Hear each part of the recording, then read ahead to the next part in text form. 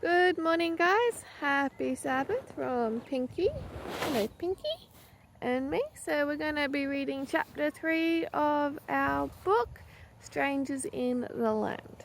Chapter 3 is called Threat to Freedom. Othello, the Law Bruns cook, rocked back and forth, her hands to her face. Oh, what will we do? Mother was the first to move. She spoke in a low, quick voice. Othello, bring water and cloth to sponge off Henry's forehead. Father sprung to his feet. We must load the guns. Just a minute, Paul. Grandpierre raised both hands, as if pushing the idea away. Those people are still outside the wall. As long as they don't try to break through, there is no need for action. Father looked astonished. This from you, a former soldier in the king's army? Don't underestimate me, Grandpierre said. I'm still a good fighter, but only when necessary. Father walked the length of the long room, pounding a fist into his open palm. But are we to let them come in and massacre us, another St. Bartholomew's? No, Paul, Grandpierre said. We shall fight if necessary, but it is not yet the right time to act. I'm sure the mob out there is not organized for an attack. The garden wall is as strong as stone can make it. No one can get through the gate unless the lock is broken. The voices outside grew fainter. You see, they are going away already. They were just a bunch of unorganized hotheads. That's not very good. If you're going to be a hothead, you need to be an organized one, I guess. Othello hurried in from the kitchen, carrying a basin of water and soft linens. Henry did not whimper when his mother dabbed at the cut on his forehead. All was quiet outside. The cold night air pushed through the broken window. Everyone huddled close to the fireplace. Grandpierre, are all the Catholics going to fight us? Pierre asked. I wouldn't put it that way, Grandpierre said. I have some good Catholic friends I think we can count on. Then who's against us? The Catholics. Grandpierre smiled a little. Excuse me, Pierre, I don't mean to tease you. I'll try to explain. You're a person, aren't you? A single individual, a complete person. Yes, of course, Grandpierre. And your mother is a person too, isn't she? Why, yes, everyone's a person. Grandpierre went on. Catholics are persons too. They have families just as we do, mothers, fathers, children. They eat, sleep and work, just as we do. Do you understand this, Pierre? Yes. And you too, Claude? Claude nodded. Pierre wished Grandpierre would hurry and explain. When it comes to worshipping God, Catholics believe their church is the only one. When they want everything to believe as they do, they want everyone to believe as they do. Some of them honestly believe that the soul of anyone who is not Catholic will be damned. They call us Huguenots, heretics, and they think anything they do to make us Catholic is better than to let us die without having our souls saved their way. Pierre looked at Henry. That's why Henry can't go out. The Catholics want to save his soul. I thought they just wanted him. Yes, and we Huguenots believe that we can worship God directly by studying the Bible. We don't need priests to speak to God for us. We can pray to God ourselves. We have leaders, yes, like Pastor Foundry to help us. But the pastor does not stand between us and God. We can talk directly to God. Catholic believes that only priests can talk to God. There was silence in the room as everyone thought about what Grandpierre was saying. Henry, he said a moment later, God will help to keep you safe. You must help him, though. How? Henry's eyes widened. Never speak to strangers or do anything they ask you. I won't, Grandpierre. Pierre had more questions to ask. Are there more Catholics in France than Huguenots? Yes, the Catholics are numbered in the millions. But how do the Huguenots dare to fight so many religious wars? Because God was with us, Grandpierre said. Pierre felt a warm exultation, a growing pride that he belonged to such brave believers. How many wars have we fought? 9, Grandpierre said. Father broke in. But this time, I think, many thousands will leave France. Changing the page. Pierre did not admit he had heard the men talking in the midnight meeting when they had talked about going to England or the West Indies or America.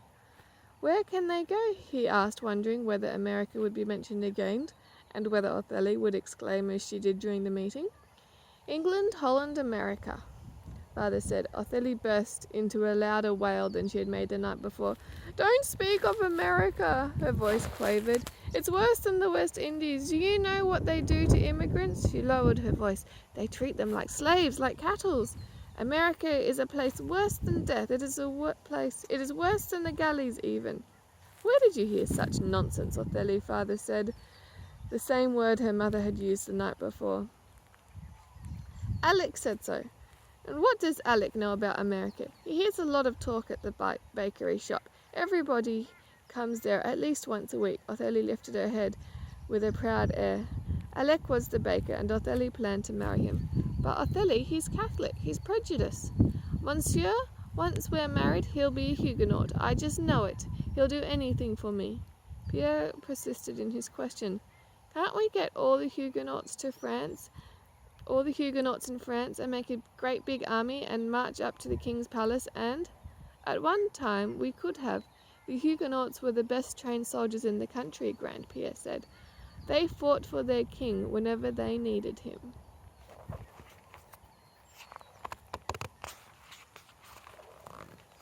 And they will still do so.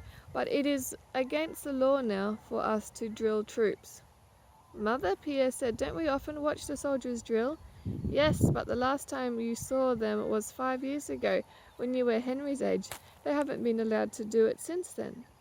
Mother stirred. Henry had fallen asleep in her arms. She signalled Othello to take him upstairs. Father banked the fire. Pierre and Claude started towards the hall. A rattling at the gate startled everyone. The clamour continued, and then the secret ring sounded 3 long peals. Mother ran to Father. Has someone betrayed us? I'll get the guns. Father brought one of the guns and placed it on the ledge of the broken window. He motioned to Grand Pierre. I'll go out. Keep me covered. Grand Pierre sat on the window seat and held the gun. Mother, white-faced, clung to Father for a moment. Again the 3 long peals sounded. Father pulled away and went outside. In a moment he came back, followed by Alec Calvert, the baker. Why, Alec, Mother said with a sigh of relief. What on earth are you doing out tonight? I must see Othello, Madame Lebrun. Please, I beg you. It is of utmost importance. Why, of course, Alec. Mother was as polite as if late-night callers were usual. I'll call her. When Othello came down, Alec, red-faced, took her hands in his. Father Reverend will call on you tomorrow. Othello trembled. Why does he want to see me? Now, Othello, we've known this has had to be done before we get married. Don't antagonize him. Everything depends on it, especially now. Othello nodded. I can't stay, Alec said. I just thought you'd better be warned. No one knows what will happen when the king comes through tomorrow. The king? The whole family exclaimed. Yes, we just heard the news. I must go. It's the second rising of my bread dough. Alec babbled a few words of farewell and backed out the door. Mother put both hands on Othello's shoulders. How did Alec come to know the secret signal? Othello burst into tears. Madame, I told him he will be one of the family, and I told him to use it only when there is trouble. But can we be sure he won't tell? Before Othello could answer, the gate bell sounded 3 peals. Madame, he wouldn't tell anyone. I know he wouldn't. This time Father brought in Pastor Foundry. The pastor was so agitated he couldn't speak at first. 15 days! These were the first words Pierre understood. 15 days? Do you understand? Mother led him to a chair. Pastor Foundry clutched the back of it until his knuckles whitened. My family and I must leave La Rochelle in 15 days, banished from France, exiled to be strangers in a strange land. I don't know where to turn, where to go. We can only take what we can carry on our backs or in a handcart. Madame Lebrun, do you think it is possible for us to hide in the cargo of one of your ships and go to England, or America, or any place at all? Father took a deep breath. Not only that, Pastor, we can store supplies in my cellar at the port. I have told no one this, not even my wife, but I have been secretly excavating down there for the past 4 years, a handful of dirt at a time, so no one would suspect. Pastor Foundry's face became so radiant that Pierre felt tears start. Why would anyone want to make a kind man like Pastor Foundry leave his country? So many of our people have already fled, the pastor said. I used to wonder how they managed. Now I know that there is a way out. He left with a smile. Early the next morning, a household was astir. Father left for the port, and Grand-Pierre and Claude started on their return journey to the estate. Othélie kept dropping spoons and kettles and jumping at every sound. It was almost a relief when the priest, Father Reverendry, came. But to Pierre's horror, the priest turned out to be the same man who had ordered him to remove his hat when the church procession passed. Had he recognized Pierre? The priest glanced around the room. May I talk to Mademoiselle Othélie in private?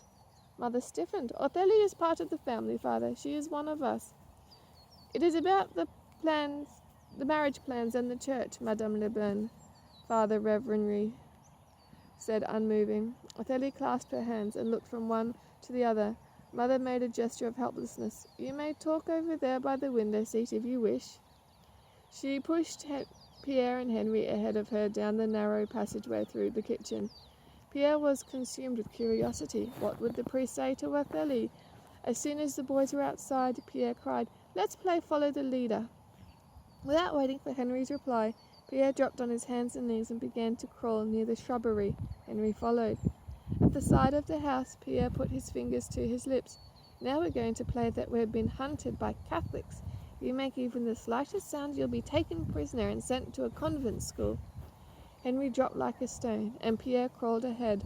Under the window he rose up and peeped inside. Othélie sat on the window seat, with head down and her hands in her lap. Father Reverendry faced the window. You understand that your children must be raised in the church. Father Reverendry gazed at Othello with unblinking eyes. Pierre could hear every word. I can't agree to that. Don't you realize, my poor ignorant child, that the souls of your children will be lost forever unless they are baptized as Catholics? From the moment of Othelie's arms, Pierre guessed she was wiping her eyes. But I am a Huguenot. I have worked for the Lebruns ever since I was 12. They are the kindest people I have ever known. Father Reverendry was quiet. I quite agree that they may be kind. They are hard-working and wealthy too, but their souls are damned to eternal torment for their heretic beliefs. And so will yours be too, and anybody else's. Even if that someone were in my own family. The priest shook his head with emotion. He paused, as if he had gotten off the subject. God asks me to bring him souls, and I must win them. He stabbed a forefinger at Othélie. Will you crucify our Lord by casting the souls of your unborn children into the lake of fire and brimstone for eternity?